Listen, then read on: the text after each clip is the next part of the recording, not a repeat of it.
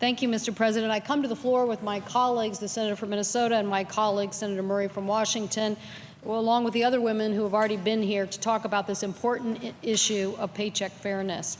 It is truly shameful that this kind of discrimination still exists, and you've heard the statistics by many of my colleagues about what the pay gap means, but literally over someone's career, over a 40-year career in my state, a woman could lose as much as $500,000 of income. An Asian American woman could lose $700,000 over a 40-year career, and a Native American woman could lose as much as $900,000 over the same time period. So yes, when women are discriminated against, it costs them and their families. And that's what this issue is. It's a family issue. Women are breadwinners too. Women today still earn only 79 cents for every dollar paid to a man, and this means less food on the table or clothing for their children or insurance premiums.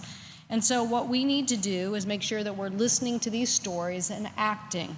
One student or one constituent of mine talked about when she was a student, a woman from Olympia, when she said, "I was in college in 1993 and I was working at a restaurant.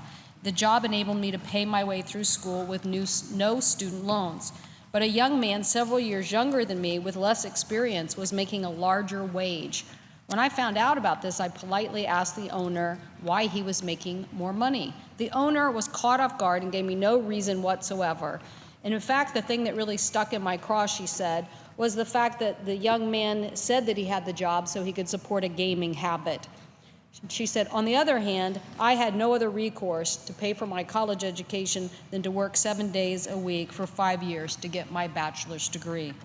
Unfortunately, this story isn't unique. Wage discrimination affects a wide range of professional fields: realtors, educators, administrators, even CEOs. And for example, male surgeons earn 37% more per week than their female counterparts. In real terms, the female surgeon earns $756 less per week than her male colleagues, and this adds up. So women are 94.6 of all secretaries, administrative assistants, and yet they still earn only 84% of what their male counterparts earn. My colleague, Senator Murray, brought up the women's national soccer team, who helped bring this issue to the forefront. Besides being more successful, more viewers, the U.S. team is still paid 25% less than the men's team. One of my constituents last week, an 11-year-old girl from Washington, said, "If I keep playing sports, am I going to get a fair pay too?"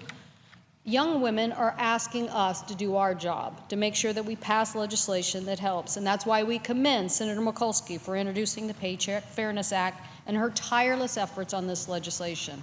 I'm proud to be one of its co-sponsors. The Paycheck